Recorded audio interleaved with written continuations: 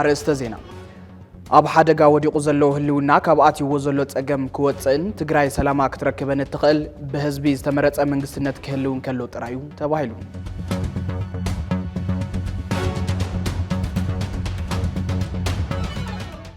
أب تقراي زركبو قدامات فلوي كنكنن تقنان بمكياد نمسحب توريزمن نمن نقاح قطبات تقراي نكوعلو فلوي ربرب كمزت قلب تحبيرو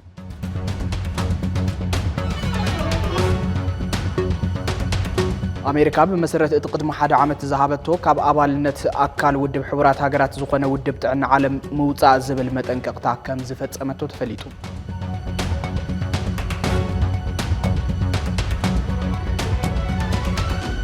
تقراي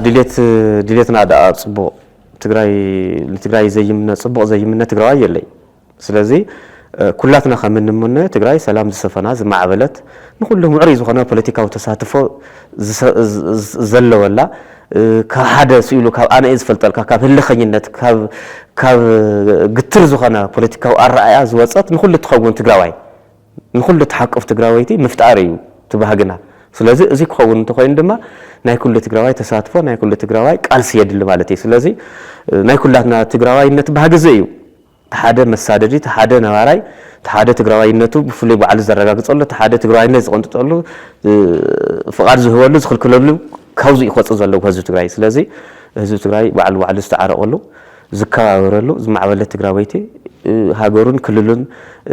زفتوا اللي مقدي تقراي كفتر اللو ويلي الأمن أزي أقل قلوت فنوة تقراي تبيس تلفزيون سلام تعنا هبلي كبرات تختاتلتنا كاب تبيس ورقاوين لو ميت الرع 10 شكل تشحن 10 شمونتنا عم تمرت زد لنا يوم زيناتات انه جميرنا لنا كم تلمود حبيركم ناك تصنحوا بقبرين دعدمكم مس زيناتات ساعات حبراو تصانحيت زهلون دما ناتنا الفلكم فلما ملقتي أقل قلوت فنوة تقراي نابخم كنبل دحر بريتوريا أب تقراي زرقزلو بوليتيكاون تطاون معبالة نهزب تقراي أب كند فلفل تسفان رجوع سلام مخان فلفل چنكاتن سببان منش إسق عين موتن يخون الله سمع سلام بريتوريا معرة زهابو أنصارا وسلام زوجدو لربحات تقراي كم زنبرن زلون نتجلس أقوان تمسة بفلايتي أب ومبر زحزو بوليتيكانيات تقراي استفدت أرى مريحنة وقلولاوجن اتنزر كابن تسفات السلام حويتن داق منسأتن وجن كحنشاشا مخنيات النخونة ملت الله حزي اتمريحنة وقلولاو فلفل شعلوتن كتسأل سقات هزبنا كاب مخان حليفو نزول ولادن تاريخ زخونه هزبي بوشت قداي زبيتاو حمق دحراتن دون قرنان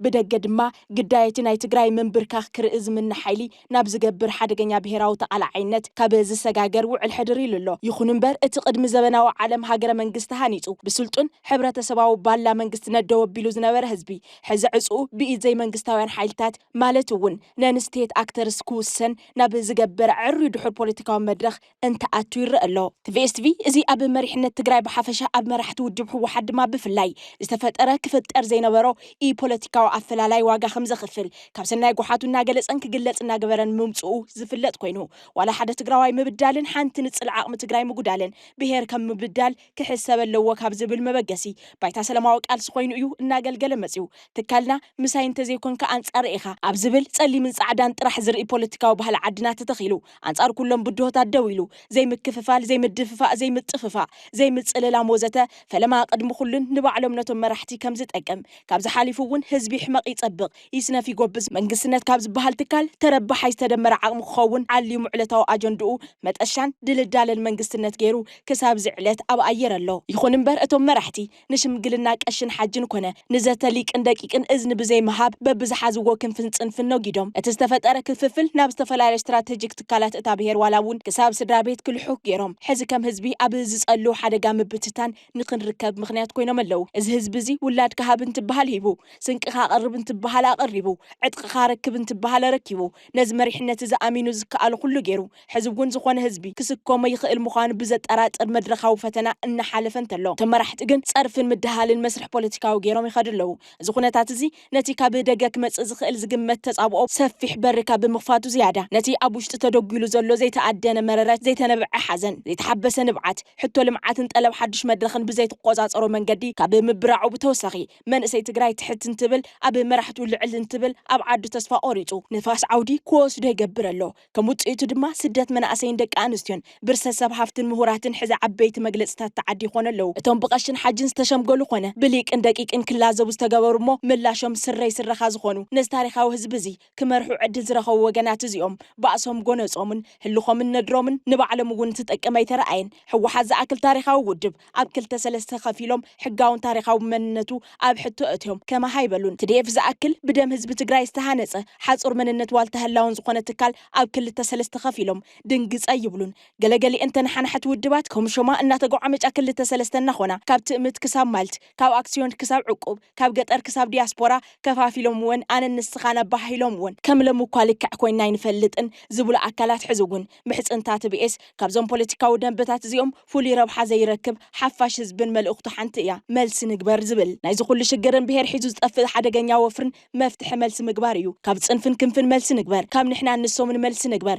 ካብ ጸለመታት ተነጽሎታት ምድፍፋኣት ሰምውጻኣት ሓሶትን ጸርፍታትን መልሲ ንግበር ካብ እምባይ እምባኻ ካብ ስረይ ስረኻ መልሲ ንግበር ምስ ሓውካ ተባኢስካ እምባ የለን ንሓውካ ደፊእኻ ስረ የለን ሓውካ ዘይብሉ ደንበ የለን ስለዚ ካብ ዝፈላሊና እቶም ዘቀራርቡም ናይ በዝሑ ኢልካ መልሲ ምግባር ካብ ታሪኻዊ ተሓታትነትን ሕልናዊ ስብራትን የድሕን ጥራሕ ዘይኮነ ህይወት ነብሲ ወከፍ ትግራዋይ ናይ ምድሓን እቲ ዝለዓለ ተግባር እውን እዩ ህዝቢ ዝብሎ ብኽፉት ልቢ ምስማዕ ምስ ደቂ ብሄርካ ምስምማዕን ነዚ ድማ ናብ ልዝ ምምጻእ ህልው መድረኽ ዘሳግር ብሕታዊ መፍትሒ እዩ ኢልና ንኣምን እዚ እምነት እዚ እምነት ኩሎም ንሰሜን ኮነ እንደው ገጾም ዝገብሩ ሓይልታት ብዘይ ምዃኑ ህዝቢ እቲ ዝመረረ ዋጋ ይኸፍል ኣሎ እዚ ገና ዘይተሓሰበ እንተተሓሲቡ እውን ዘይተጀመረ ቅዋም መራሕቲ እንተገደደ ሎሚ ክሳብ ሕዚ ክጅመር ኣለዎ ዝብል እምነት ኣለና ጸለመታት ተነጽሎታት ምድፍፋኣት ስምውጻኣት ሓሶትን ጸርፈታትን ይኣክል ፈታዊኻ ጸላኢኻ ንምግባር ዝግበር ትጉህ ምንቅስቓስ ደው ይበል በብዕለ ጸላኢ ንምፍራይ ዝግበር ምልሕሓጽ ይኾኖ ኩሉ ንድሕሪት ገዲፍካ ናብ ዘተን ምርድዳእን ናብ ምስማዕን ምስምማዕን ምምጻእ ግዜ ዘይህብ ጉዳይ እዩ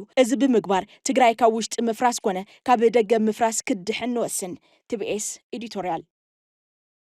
ኣብ ሓደጋ ወዲቁ ዘለዎ ህልውና ካብ ኣትይዎ ዘሎ ጸገም ክወጽእን ትግራይ ሰላማ ክትረከበን ትኽእል ብህዝቢ ዝተመረጸ መንግስትነት ክህልውን ከሎ ጥራይ ተባሂሉ እዚ ዝበለል ዓለዋይ መሪሕነት ውድብ ናጽነትን ማዕርነትን ጨንፈር ትግራይ ፍትውሕሸ ኣብ ምዕብል ዘሎ ፖለቲካ ትግራይ መልኪቱ ምስትካል ናብ ዝነበሩ ጻኒሕት እዩ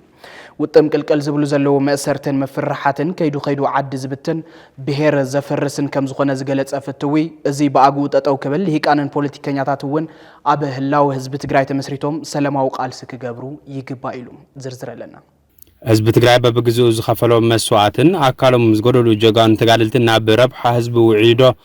ዋጋ ተረኺቡ ወደ ዝብል ሕቶ በዓል ህዝቢ ትግራይ ዝምልሶ ብቁኑዕ ሚዛን ክረአ ዘለዎ ሕቶ እዩ እንተኾነ ኣባይታ ዝረአዩ ዘሎ ሓቂ ብተወፋይነትን ኣገራሚ ጽንዓትን ዝተኸለለ መስዋዕትን እዚ ህዝቢ ካብ ተደጋጋሚ ስቃይን ጽንተትን ከድሕን ዘይምኽኣል እዩ ኣብዚ መን እንታይ ስለ ዘጉደለ ዝብል ሕቶ ምልዓል እውን ኣድላይ ይኸውን መሪሕነትን ልሂቃንን ትግራይ ሕዝውን ቀንዲ ኣጀንዶም ኣብ ወሰንቲ ዛዕባታት ብሄር ዘይምግባሮም ካልእ ጸገም እናወለደ ዓዲና ብዝተሓላለኸ ፈተና ምእታዋ ግድና ኾነ ይኸይድ ኣሎ ካብ ጸገም ዚ ንምውጻእ ትግራይ ደቃ ክትእክብን ጸገማታ ብውሽጣዊ ልዝብ ክትፈትሕን ሰፋሕቲ ዘተታት ልሂቃን ፖለቲከኛታት ዓበይቲ ዓድን የድልዩልና ዘኣምን ናይ ሚድያ ትካልና ብርክት ዝበሉ መዋጽኦ ሓሳባት የዋጽእ ክዋጻ ይገብር ንለምውን ላዕለዋይ መሪሕነት ውድብ ናጽነትን ማዕርነትን ትግራይ ፍትውሕሸ ረኺቡ ነይሩ ህልዊ ፖለቲካ ትግራይ ካብቲ ቅድሚ ጦርነትን ትሕዘለን ላርአና ተኸና ጽቡቕ እዩ ስለዚ ህልዊ ፖለቲካ ትግራይ ብምኽንያት ውሽጣዊ ምክፍፋል ዝወለዶ እቲ ጸገም ናይ ውሽጢ ብምዃኑን ናይ ደገ ኣእታውነት ኢድ ብምስፍሕን ትግራይ ፖለቲካውን ኢኮኖሚያውን ማሕበራውን ጸገማታ ናብ ዝኸፍአ ደረጃ ናብ ዝኸደሉ ደረጃ ከም ዘሎ እዩ ተኣንፈታት ዘርኢ ስለዚ እዚ ዝወለዶ ድማ ከምቲ ዝበልካ تزلو تناي دق ጸገማት ኣብ ክንዲ ተወዲብካ ኣብ ክንዲ ምቅላስ ናይ ትግራይ ፖለቲካዊ ኣፈላላያት ሓቂፍካ ብስርዓት ብዝኾነ መገዲ ኣብ ክንዲ ምፍታሕ ውሽጣዊ ፖለቲካዊ ጸገማት ምክፋል ምክንያት ዝወለዶ ያው እቲ ኩነታት እዚ እውን ናይ ደገ ሓይልታት ኢድ ኣታውነት ናስሑ ብምኻዶ ምክንያት ጸገም ናሰፋ ይኸይድ ኣሎ ኣብ ቀረባ እዋን ብጀነራል ብርሃነ ነጋሽ ወዲ መድህን ኣብ ልዕሊ ተናሓናሕቲ ፖለቲከኛታት ለማዳ እንስሳ ክብል ዝገለጹ ሓሳብ ካብ ልምዲ ዘለዎ መሪሕነት ዘይትጽበን ዘየሳግርን እዩ ዝበለ እትወሃብ ርእይቶ ከም እዚኦም ዝበሉ ምደምደም ትርኢቶታት ካብ ፍርሒ ዝምንጩ ክብሉ ገሊጹ ውድባት ነዞም ከምዚኦም ዝበሉ ኣሸቆረርቲ ሓሳባት ቀልቢ ከይሃባ ኣብ ሰላማዊ ቃልሰን ከድህባ ድማ ጸዊዑ ኣብ ትግራይ ዘለዎ ፖለቲካዊ ውድባት ዝሓሹ ሓሳብ ዝሓዙ ህዝባዊ ድጋፍ ዘለዎም መሰረት ዘለዎም ኮይኖም እዮም ንሪኦም ስለዚ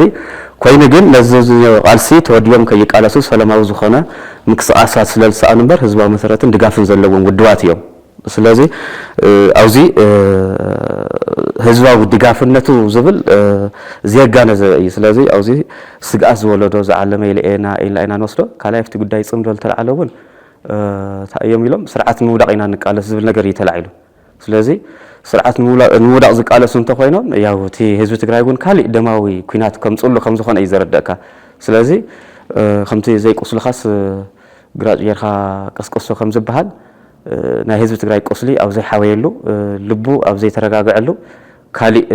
ብስም ፅምዶ እናተባሃለ ካልእ ፀገም ከምፅሉ ግን ምንቅስቃሳት ከም ዘለውን በቲ አንደበት ገርና ሰሚዕና እየና ካብኡቶም ዘሎ ፖለቲካዊ ውድባት ፀበብቲ እውን ኣይኮኑን ከባቢያውነት መሰረት ዝገብሩ እውን ኣይኮኑን ስለዚ ክለዓሉ ክመነሽኦም መቐለ ገይሩ ዝለዓል እንተኮይኑ መቐለም ዙርያም ዘሎ ናይቲ ሕብረተሰብ ፀገም ሒዙ ዝለዓል እዩ በክሱም ገይሩ ካልእ ፖለቲካዊ ውድብ ዝመፀ ተኮይ ድማ ናይትኡ ዘሎ ከባቢ ኮይኑ ግን ሓበራዊ ዝገብር ትግራዋይነት ስለ ዘለዎም ንሓበር ኣጀንዳ ህዝባውነትን ትግራዋይነት መሰረትን ስለ ዘለዎም ኣብ ዝፈላለዩ ስለ ዘይብሎም ብዙሕ ፀበብቲ እዮም ዘብል መገድስ ትክክል ኣይኮነይ ጉዳይ ብርጋዴር ጀነራል ጉዕሽ ገብረ ድማ ይብል ፍትው ሕሸ ኣብዚ ከም ሲቪል ካብቲ ዝነበረ ወታደራዊ መሪሕነት ካብ ዝወረድ እውን ዓመትን ገለን ዝገብረ ሰብ እዩ ስለዚ ጉዳዩ ክርአ እንተኮይኑ በቲ ዝተጠርጠረሉ መገዲ ናብ መደበኛ ቤት ፍርዲ ቀሪቡ ንህዝቢ እውን ግልጽ ብዝኾነ መጋወያ እዩ ክቐርቡ ዘለዎ እምበር ኣብ ዝኾነ ቦታ ዓፊንካ ዝግበር ያው ኢፍትሓዊ እዩ ካብ ሰብኣውነት ወፃኢ እዩ ትግራይ ካብቲ ዝኣተወቶ ኩሎ መዳያው ቅልውላው ክትናገፍ ብሔራዊ ምክክር ኮሚሽን ኢትዮጵያ ኣዳለየዮ ዝበሎ ናይ ዘተ መድረኽ ብእንታ ዝረአን ለውጢ ንምምጻእ ዝሕግዝን ከም ዝኾነ ፍትው ሕሸ ሓቢሩ ስለዚ ምክክር ኮሚሽን ምክያዱ ይጠቅም እምበር ኣይጎድእን ምክንያቱ ሓደ ህዝቢ ትግራይ ብመሪሕነቱ ኣብ ዝሓለፈው ዓመታት ኣብ መላእ ኢትዮጵያ ዝገበሮ ኣስተዋጽኦ ጽቡቕ ስራሕቲ ተልዕለሉ ብኻልኦት ኣካላት ኣብ ልዕሊ ህዝቢ ትግራይ ዝመፁ ዝነበሩ በደላት ይኹኑ ኩናታት እውን እዚኣቶም እውን ተልዕለሉ ልምንታይ እዩ ዝብል ነገር ካልኣይ ትማሊ ዝተፈጠረ ሽግራት ኣለው እቶም ናይ ትማሊ ዝተፈጠረ ሽግራት እውን ኣልዒልካ እትመያየጠሉን ፍትሒ እውን ተረጋግፀሉን መገዲ ኣንፈትን ንዘለቐ ድማ ኣብ ጉዳይ ኢትዮጵያ ሃገረይ ኢልካ እውን እትሳተፈሉ እዩ ስለዚ እቲ ምክክር ኮሚሽን እዚ ካብዚ ወፃኢ እዚ ብቅንዕና ርኢኻ ምክክር ኮሚሽን ዝካየደሉ ዝዛተየሉ ተዘሎ ናይ ትግራይ ፖለቲካዊ ፀገም እውን ዘይተፈትሐሉ ምክንያት እውን ኣብ ኣቕሪብካ እትዛተየሉ ክኸውን እዩ ዝግባእ ነይሩ ስለዚ ክኸውን ክካየድ ኣለዎ ኢልና ኢና ንኣምንሕና ምክክር ኮሚሽን ስለዚ ምክክር ኮሚሽን ሓቃፋይ ክኸውን ኣለዎ ካብ ኩሉ ማሕበረሰብ ዘሳተፈ ክኸውን ኣለዎ መጻኢ ህዝቢ ትግራይ እውን ፍትሒ ዘረጋግፀሉ ተሳትፎ እውን ኣብ መላእ ሃገር እውን ተሳትፎ ዝህልየሉ መገዲ ሃገረይ ኢሉ እውን ክኸውን ኣለዎ ኢልና ኢና ንኣምን ጻሊ ሃገራዊ መረፃ ኢትዮጵያ ኣብ ትግራይ ድማ ይብል እቲ ላዕለዋይ መሪሕነት ውድብ ናጽነትን ማዕርነትን ትግራይ ኣድና ናይ ክልልና ጉዳይ ማ ታይለው ስለካ ካብቲ ሰብኣውነትስ ፖለቲካውነት ስለ ዝቕድብ እዩ በቃ እቲ ዋና ሕስካ ሓዝጉን ህዝቢ ትግራይ ፀገም ኮይኑ ዘሎ ፀገም ዘናውሖ ዘሎ እቶም ፖለቲካ ኣካላት ናይ ፖለቲካ ህልውናኦም ንኽብሉ ሰብኣውነቶም ንድሕሪት ገይሮም ሰብኣውነቶም ፖለቲካኦም ስለ ዝቐድሙ እዩ ስለዚ ኮይኑ ግን ህዝቢ ትግራይ ካብቲ ዘሎ መዋፅኦ ክወፅእ እንተኮይኑ መረፃ ክገብር ኣለዎ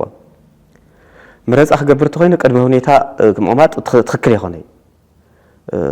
ሕዚ ለምሳሌ እቲ ፖለቲካ ኣለካ ኣለኹ እቲ ፖለቲካ እዚ ተዘይተፈትሑ መረፃ ይካየድ ምባል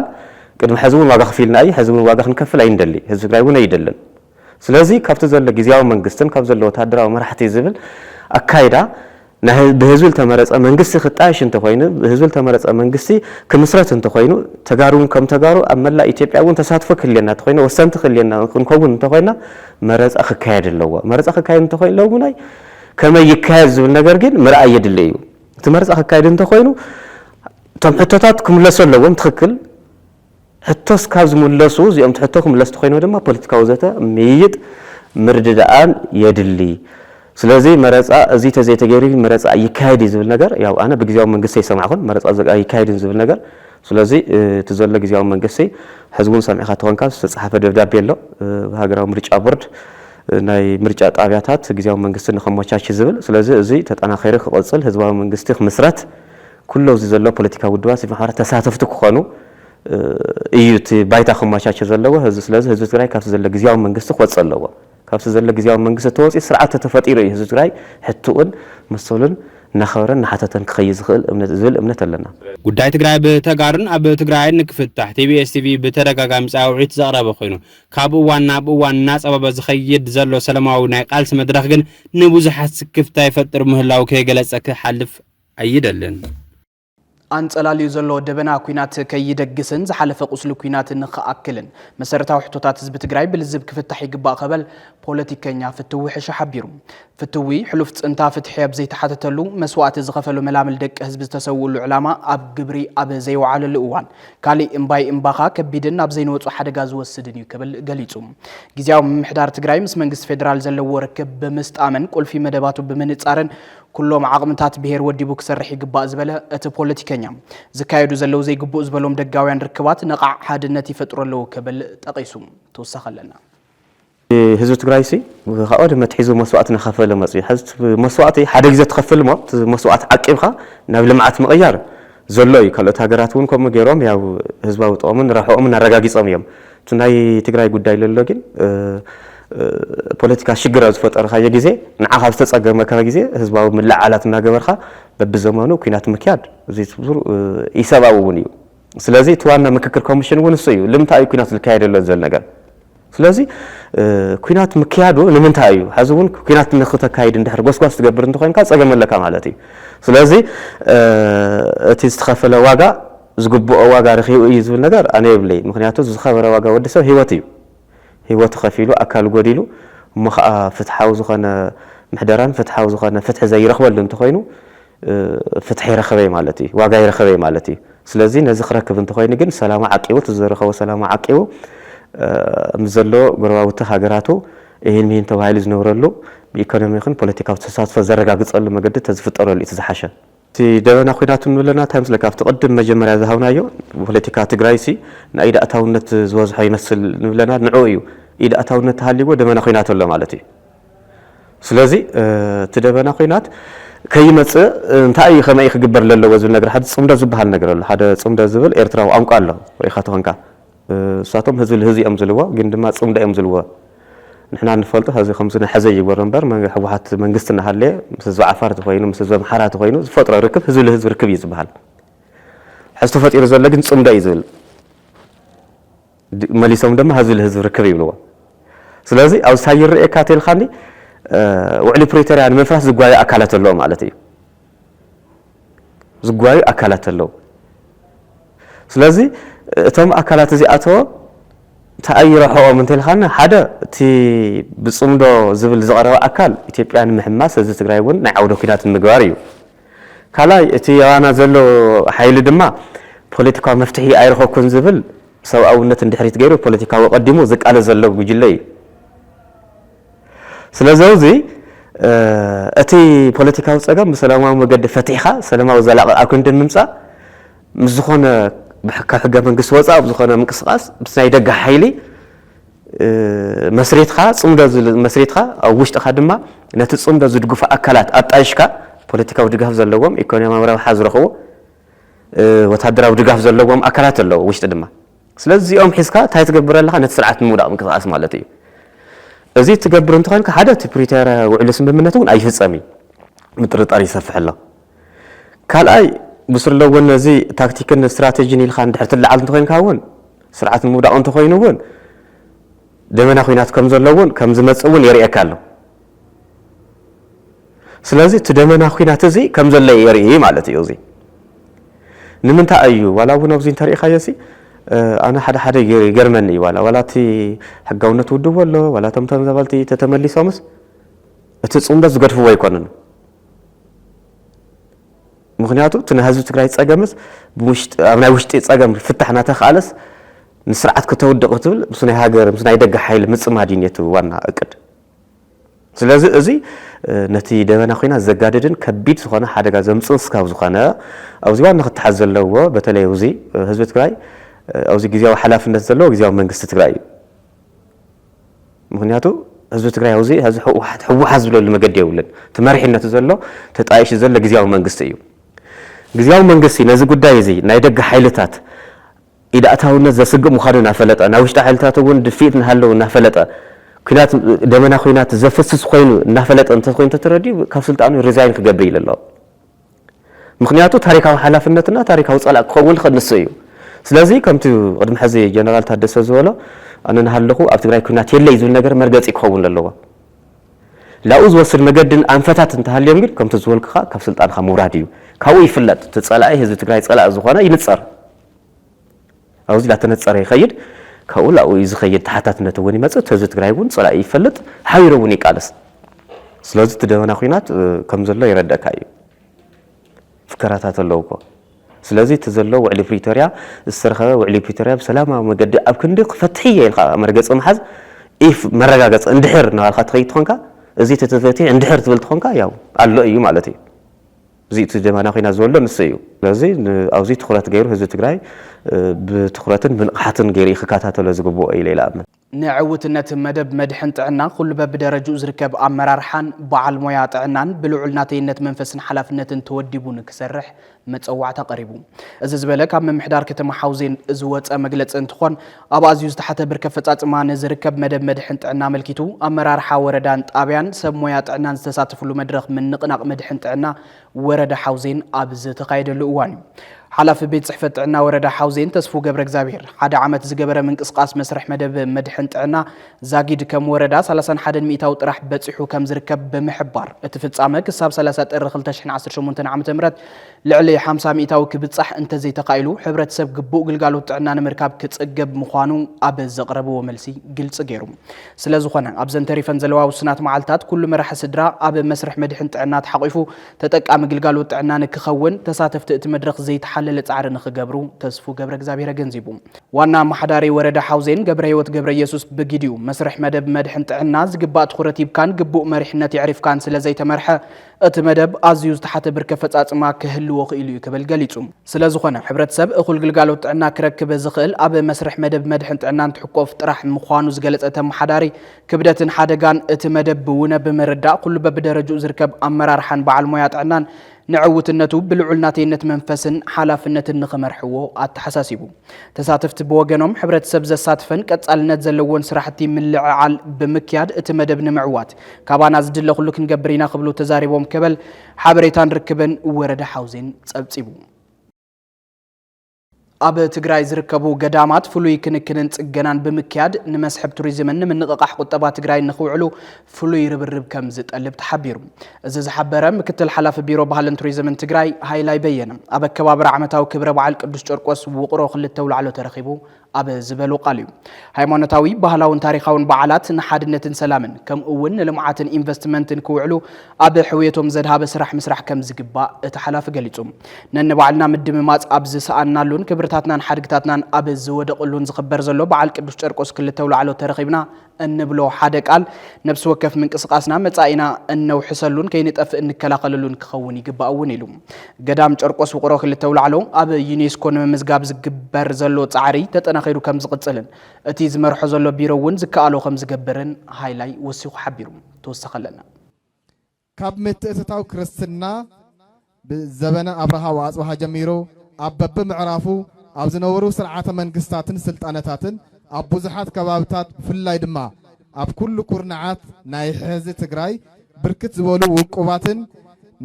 ننا يبعلم سبق أزلهم قدماتن عبيات كرسياناتن كم سهالة سفلة خوينو وقران كبابيان كابتي شمون مردا خم نخلو كابتم ببزحات أسرات سبب قدامات ولدات زخونو فلفلات كوحي عبيات كرسيانات زركبولو كبابي كم بيرو بب خبابيو ناتن قسقسنا هايمانتاوي ባህላዊ ታሪኻዊ በዓላት ክነቃቅሑን ክፋለጡን እንገብር ዘለና ሓርግታትና በመዕቃብን በመፍላጥን ንቆጠባዊ ረብሓና ንልምዓትን ኢንቨስትመንትን ንስነልቦናዊ ሕውየት ሕብረተሰብና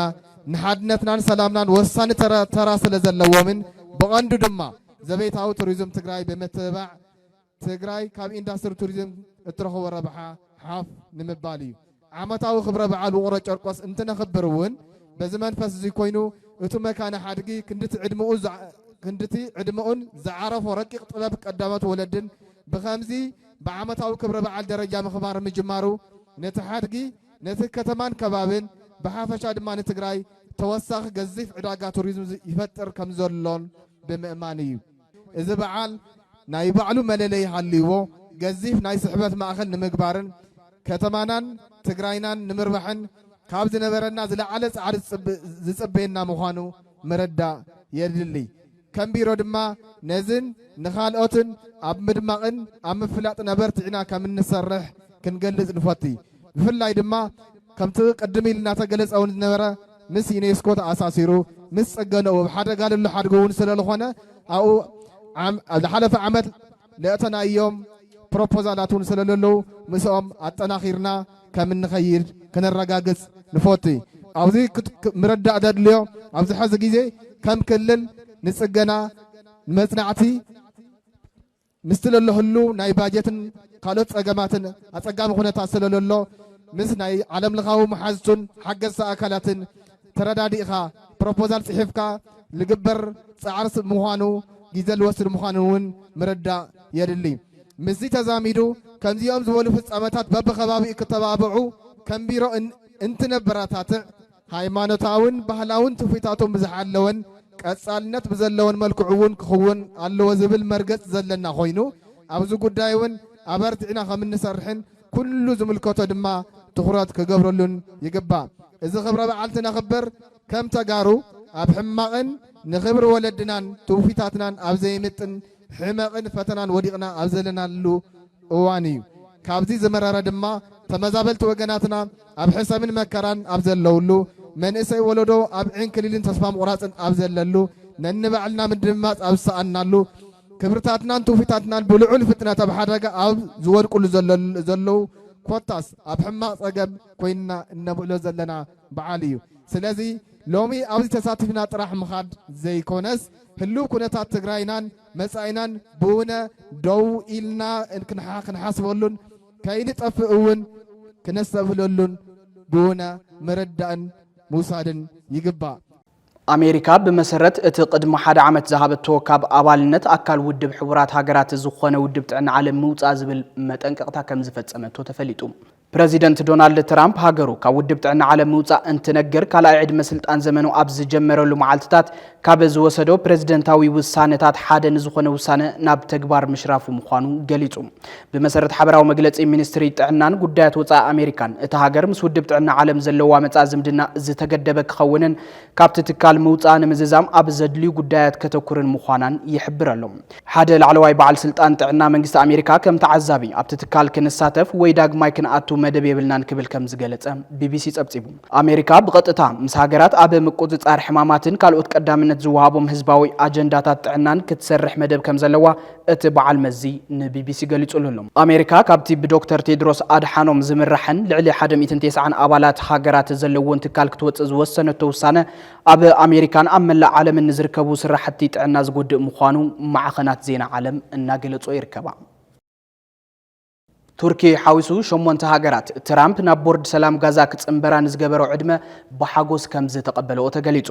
ሚኒስትራት ጉዳያት ወፃኢ 7 ሃገራት ማለት እውን ቱርኪ ግብጺ ዮርዳኖስ ኢንዶኔዥያ ፓኪስታን ኳታር سعود عربن حبرت إمارات عربن بريزيدنت أمريكا دونالد ترامب نمرحتهم ناب بورد سلام غازا كتسنبرون زغبرلهم عدمه بحاغوس مقبالهم تحبيرو ሚኒስትሪ ጉዳያት ወፃኢ ቱርኪ ኣብ ዘውጽኦ ሓበራዊ መግለጺ ከምቲ ኣብ ኩለ መዳይ ውጥን ምውዳእ ግጭት ጋዛ ተዘርዚሩ ዘሎን ብውሳነ ባይቶ ጸጥታ ሕቡራት ሃገራት 28 ባዶ 3 ዝጸደቀን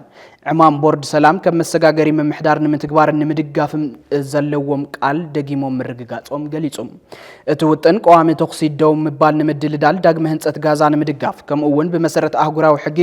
ኣብ መሰል ርእሰ ውሳነን መንግስትነትን ፍልስጤም ዝተሰረተ ፍትሓውን ነባርን ሰላም ንምምዕባል ዝዓለመ ኮይኑ በዚ ድማን ኩለን ሃገራትን ህዝብታትን ናይቲ ዞባ ጸጥታን ምርግጋእን ንምድንፋዕ ዝዓለመ ምዃኑ ሓቢሩ أبز حلف سومون وايت هاوس قون مصداق هاجراوي كوميتي من محدار غازا بورد سلام مقامو أفليت ونيرو إزدما حدا كابتوم أبت خباب النزكايد مسجاجري معرف نم محدار زي تمدبو 4 أكلات كم زخونو تقليتهم مفتار اتبورد مستيكا ورحتك امتي 2023 جميرو لعلي 71 شح سبات الزقتله لعلي 171 شح دما زقسله كونات اسرائيل فلسطين من مخانو تحبروا اب موداتا زينه تبيس تيفي سرع فنا وكاب زجمر الأوان فليمو ببورحو فلينا يتخرط أنفتنا نتصرد زينان مدباتن قريتو أب مفناو متصنحي ذكر زي حزنا يزلنا ورحت قري أب تقراي نزحلفو حاموش عمتات زقت قلو عبيت هزباو تسقمات حزوون صفحات عمقوتن وسيخوم يقدم هلاوم سعبو بقاندو أب الهيك آنن بوليتيكانياتات اتعدي زرائي زلو كم سب نسب أوي لعلنا المكببارن كم عدد ما نزتن بهراو مردان عنك افتزخونو قالاتن زي إدوب أندبتاتن كإرمو أب متحس سب تخرط غيرنا لنا تقراي كابتاتياتو زلا كل مدايو تسقم كتوتسن حزبنا أب قبو خبرو كملسن أب منقو أحوات زهلو سنيا أقداسيو قال عصبي يبلون قندما عصمي سبر يبحال لعلو كل دما قال تاريخيو حزب تسقم بزلا تقراي فتيمو كهلو زي نبرو بحالي متصرراف متصللام ننبع الخام التقاقعن وزتم نلومي بوليتيكاو ربح زمزقب كاز مسلكا بوليتيكاوي نت ابراقات انتخونو أب تاريخ حديقهم وزخدو قرتاتات نتهزبي أب كتسال زور متففا ينبرولو زي الدوب أندبتات نهلو مدرخ زلوهم أعنا وقدا ببعلة النوريو زلنا معات هزبنا أخول مسكرنات خوين بز مخنيات كومنا بهيرنا يدقد فيتن حدقان نمكل خالم ويترف أبوشتين زفتقرو زبيتاويان تساقماتو ونم لايزق الكومنا يحاسلو حساب كابنات عن بسرعات المقلات النسب كم سب مخبار بمخنيات بوليتيكاو قوامن وقننان كبر سب زي متنكاف وزتم كبر عدن هزبن كم محلاوي قطر إذا ببعلت عد زفرس زلو حدا جنيا بحالي نكقرف نلومي بزعب تحسو كنت أمتو مشجر خوينا حلفته وقعنا يترمي يولي دحر حزقن بزته بعبيت عدي أفتقونت إنه بتابع كلا خرقة مس منقستاوي مسني منقستاوي مالت مس عبيت عد لغرقة بزته بمردة سلام زك في التحية إدبل بقولون هم أقول قصر الله مالتي كنيات مصر دك حن سيت دك حن ترسوا عيس لدخلنا بقولنا قصر إيدولي حساوي إن مالتي الخلقون خلتوا أنا أجندة سلامي السلام على تقرأ تزرق له خميني من يغري يزرق له سلزر يزرق له بزهتر إخا تزرع قصة معيخ تري زرق صبق دخون سبقين صبقنا خلالنا السلامنا حد النتنا إلى تناخرنا رايتوت وجرتوت اندرتوت بتقال الدنيا زوادو مرعى يخون زوادو دنانا حد النتنا لا تناخرنا كنخد أمريكنا الفدرة اللو بقلسي مبزحته مريت بالمسعني مريت رياس إنه الله دم مالت السلام سلديل حرسهم كحضروا نقدم كحضروا بمسارات كل جزء نايت أورنت نايت تخص عد خوينا كتعمد ترقبروا الأمر حد سلدنا هنا زمر حد يوم دماي باقوا بمرد بديمقراطي حقي أي من قدهم الله لكن بل يتمنى شيء بزي مالتي لا تعنس على لبو شو كل كيبل أفتعد كل جزء تخص وجه تخص سلدنا دا سدت الآخر دا عدد عصاي دا عدد بحر متلاقي الخونلتي من شاء وناو مريت لاس إن سلام دي اللي سلد خوني سلام تعلي يكون حرصك بالعدلية النوى حزبي مالتي